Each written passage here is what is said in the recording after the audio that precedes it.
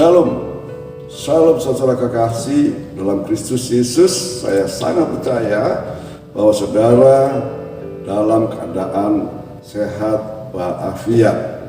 Dalam program Light of God, saya beri satu tema, yaitu mengenal Tuhan secara pribadi. Saudara kekasih dalam Kristus Yesus, pengenalan akan Tuhan menentukan kekuatan kita dalam pengiringan kita kepada Tuhan Yesus Kristus. Awalnya kita menerima Yesus sebagai Tuhan dan Juru Selamat. Lalu setelah itu kita lanjut mengenal Dia secara pribadi. Amin.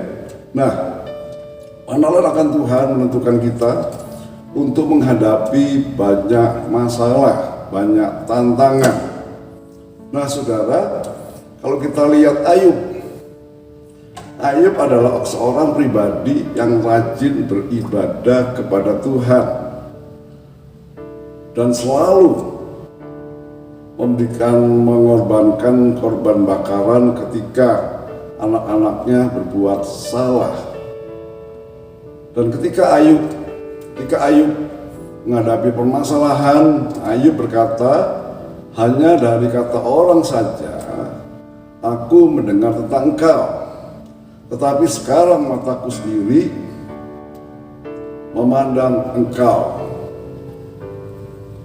Orang yang mengenal Tuhan secara pribadi, dia selalu bersuka cita ketika menghadapi banyak problem, permasalahan rumah tangga, baik usaha, pekerjaan, dan banyak hal.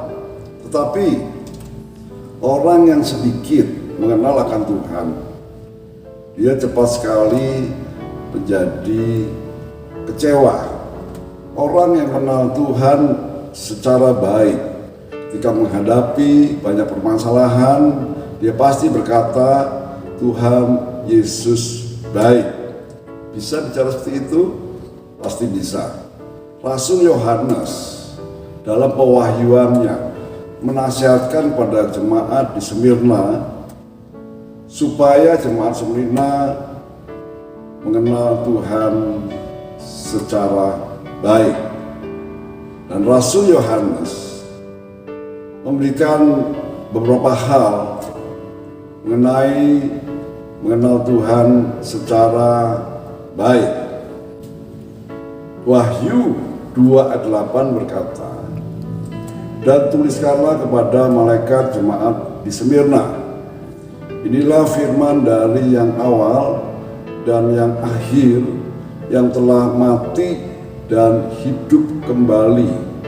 Karya Tuhan Yesus tidak dapat dihentikan, tetapi karya Tuhan Yesus akan terus berjalan karena Dia Allah yang hidup. Dia Allah yang hidup, dapat menolong kita semua, bukan Allah yang mati, yang tidak dapat menolong kita semua. Untuk itu, mari kita semua datang kepada Tuhan, karena Dia Allah yang hidup, yang sanggup menolong kita dalam segala hal. Amin. Yang kedua, siapa Tuhan yang kita kenal? Tuhan yang kita kenal adalah Tuhan yang Maha Tahu. Wahyu 2 ayat 9 berkata, aku tahu kesusahanmu dan kemiskinanmu, namun engkau kaya, dan fitnah mereka yang menyebut dirinya orang Yahudi, tetapi yang sebenarnya tidak demikian. Sebaliknya, mereka adalah jelmaan iblis. Saudara kekasih dalam Kristus Yesus, Allah kita adalah Allah yang tahu segala keberadaan kita, segala tantangan kita, permasalahan kita.